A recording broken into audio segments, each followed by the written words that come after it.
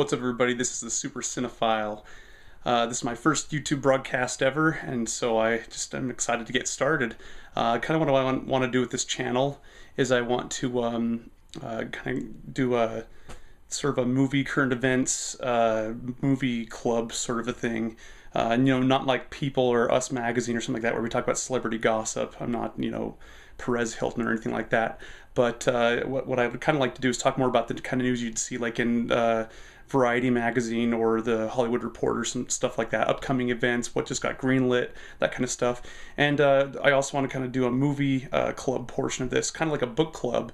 But what you end up doing is I'm going to announce a movie, and we're just gonna watch it, and then next week we'll get together, talk about it, and then I'll kind of talk about more news and other current events, and then announce another movie. And you guys can kind of just all kind of join in with us, and feel free to post your discussion comments in the comments below, and hopefully we can turn this into a pretty good little club going here.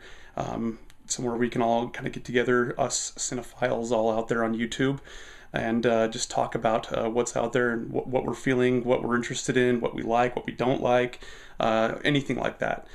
So I'm hoping that this becomes a pretty big success, but that's all you can really hope for in YouTube. It's definitely, hit or miss, but I really think it's got some pretty exciting possibilities on YouTube, and that's kind of why I chose to do that here.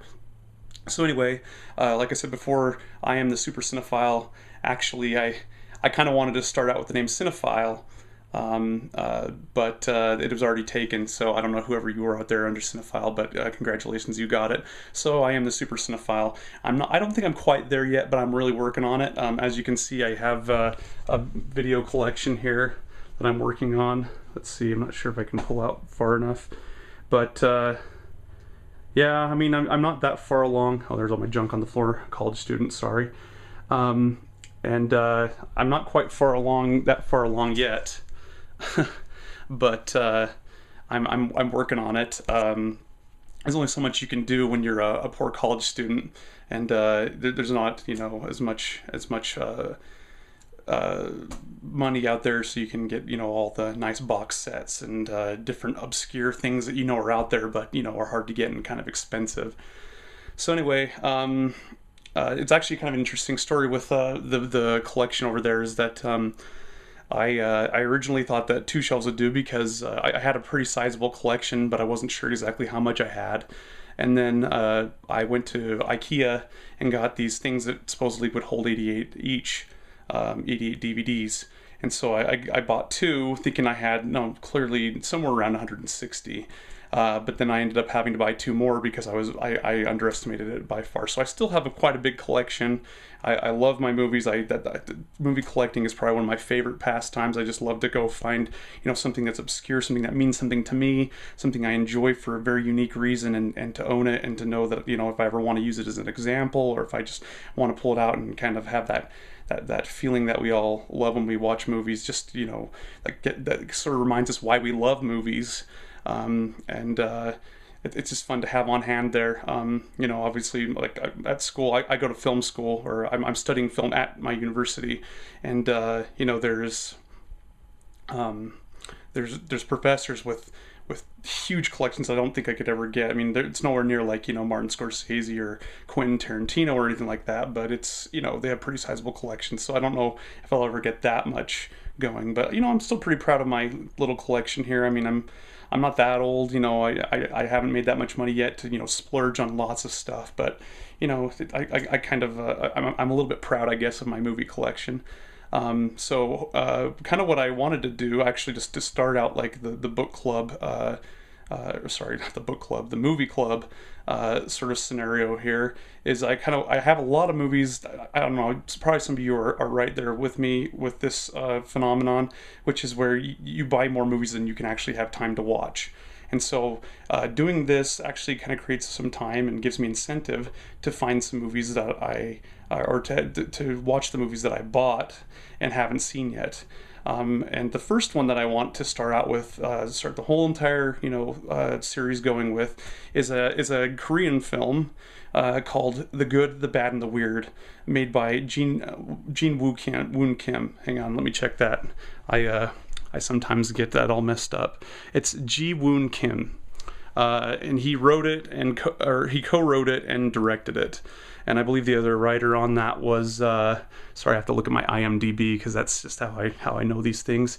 It is Min Suk Kim. So anyway, it's kind of interesting. I saw a trailer for it and thought, it might be kind of interesting to check out. It looks like a wild ride. It looks like he did some pretty good action. And one thing I really admire about films from Asia is that they have a really good way of doing action sequences and even CG for much lower budget than a lot of Hollywood films. Like, for instance, John Woo, he does all kinds of, high budget films, high action, high octane films here in the US, but he goes back to Hong Kong and he does the Red Cliffs. It's like a two-part series. I think it was only one when it was released in the U.S. If it even has been released in the U.S. yet, I'm not sure. But I own a copy of what was released in China, and he was able to do some pretty magnificent stuff, like a whole entire armada of ships. Something that probably would have cost tons of money, like for the flop that Shyamalan did with I think he created an armada for The Last Airbender, showing them attacking the water tribe at the north, and who knows how much money he spent on making that happen. But here's John Woo working in Asia, and he's able to create the same effect. In fact, I think he did it better and for much less money. So anyway, so this film is an action film, but it's actually set in the 1940s in Japanese occupied China. I think it's Manchuria, actually. I'm not sure though. And it's essentially kind of playing off of, obviously you can tell from the title, it's playing off from Sergio Leone's The Good, the Bad, and the Ugly. And it's, a group of guys who are in this war-occupied area, sort of like it was Civil War in The Good, the Bad, and the Ugly. This time it's World War II, and there's a group of, just kind of renegade type guys. Sorry, my hand's starting to get a little shaky. I'm going to switch here. You can hold it up for a while.